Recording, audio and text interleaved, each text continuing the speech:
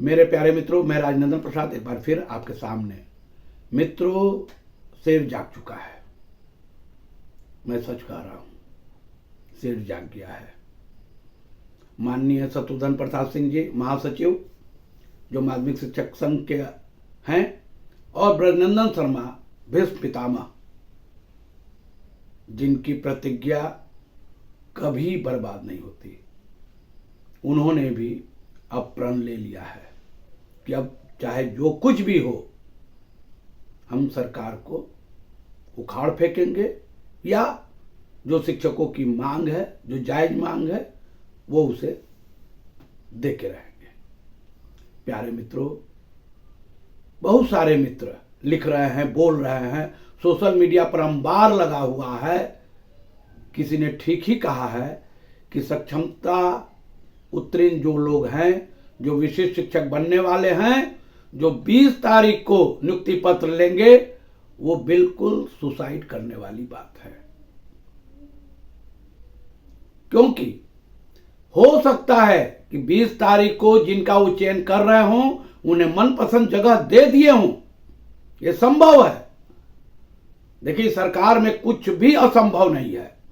200 लोगों का उन्हें लिस्ट बनाना है, माननीय मुख्यमंत्री के सामने उन्हें उपस्थित कर नियुक्ति पत्र देना है, वो कर सकते हैं। 200 शिक्षिकाओं को वो लिस्ट बनाएंगे और उन्हें मनपसंद जगह दे करके, उनको फोन करके बुला लेंगे और कहेंगे कि आइए, आपका तो भाग्य खुल गया, लॉटरी निकल गया, आप आइए, ज्वाइन कीजिए।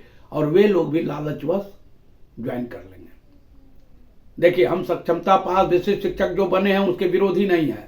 जिन्हें ज्वाइन करना है वो ज्वाइन करें।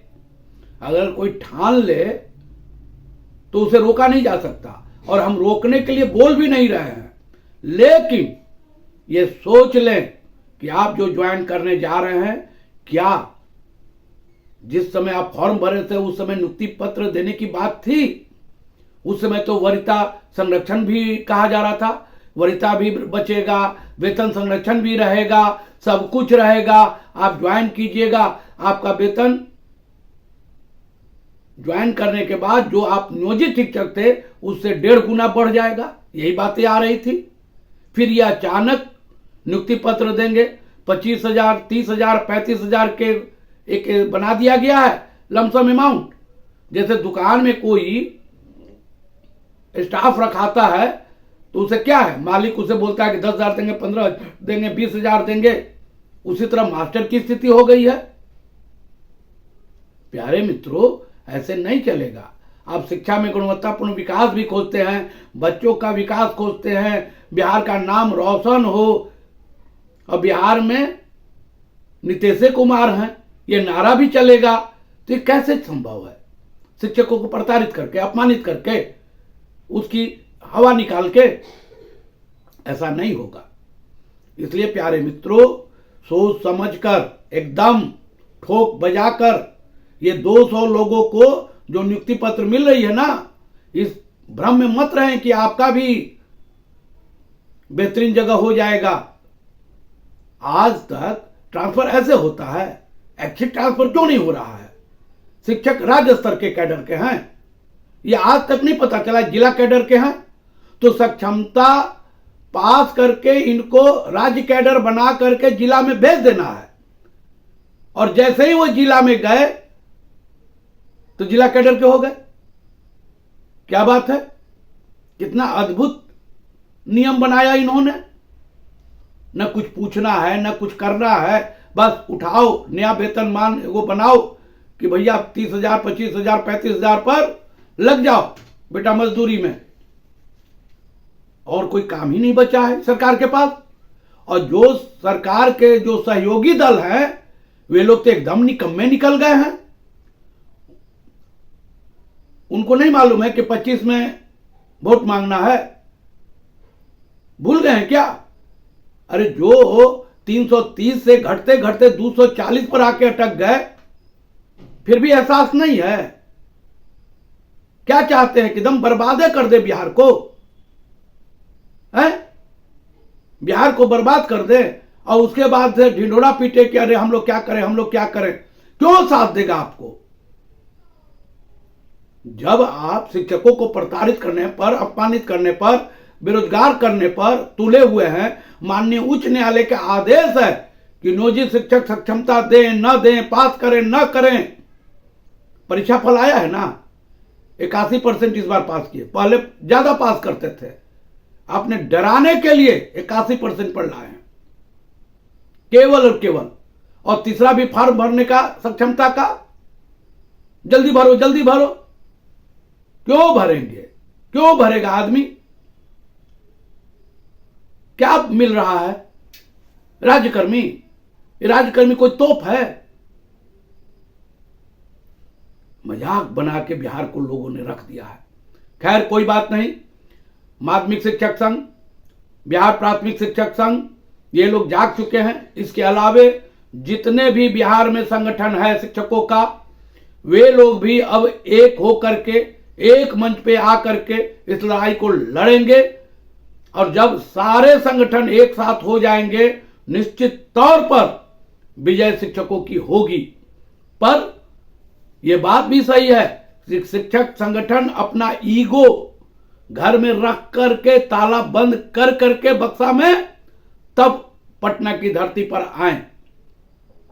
ईगो को साथ लेते आएंगे, कभी लड़ाई नहीं जीत पाएंगे। ठीक है, शत्रुघ्न बाबू बहुत दिन तक सोए रहे, उम्र भी हो गया। ब्रजनंदन बाबू तो खैर भीष्म पितामह है, उनकी तो बातें कुछ नहीं कहा जा सकता। लेकिन आज भी इन लोगों की सरकार में पकड़ है, इसमें कोई दो राय नहीं है। हमारे नवल किशोर यादव जी, नवल किशोर यादव जी एमएलसी हैं, वे प्रखर, ठीक है बीच में थोड़ी आगे पीछे हो गई थी, लेकिन शिक्षकों के हित में बोलने वाले वो भी एक नेता हैं, वो भी लगे हुए हैं। उन्हें एहसास हो चुका है उन्हें गलती का, तो वो भी नए सिरे से लग गए हैं कि नहीं अब, क्योंकि शिक्षक ही उनको वोट देते हैं और हाई स्कूल के शिक्षक ही उनके वोटर हैं, कॉलेज के तो हैं ही हैं, अब +2 के। इसलिए प्यारे मित्रों, ये लड़ाई अब तेज होगी। विधानसभा का सत्र चालू होने जा रहा है। आह्वान किया गया कि 27 के शाम में हर जिला में मशाल जुलूस निकाला जाएगा और 28 तारीख को विधान मंडल का घेराव होगा।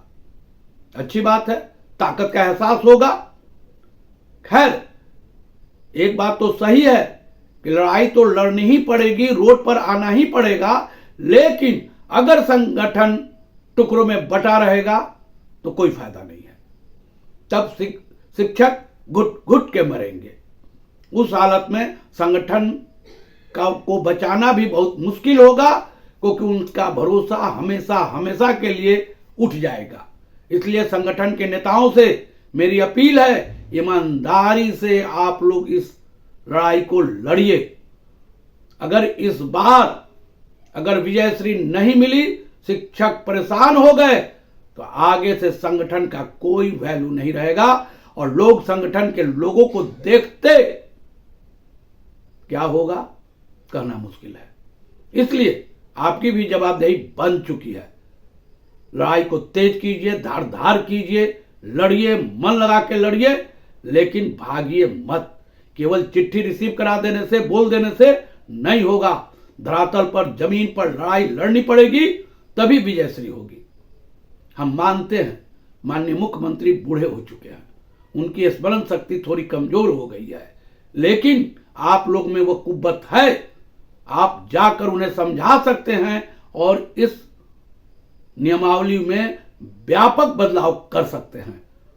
सक्षमता दिए नहीं कि पोस्टिंग, अभी 22 तक फॉर्म भरना है, अब 20 को ज्वाइनिंग देना है, और 200 आदमी अपने मनपसंद लोगों को बैठाने का काम कर रहे हैं, लोगों को आंख में धूल झोंकने का काम कर रहे हैं।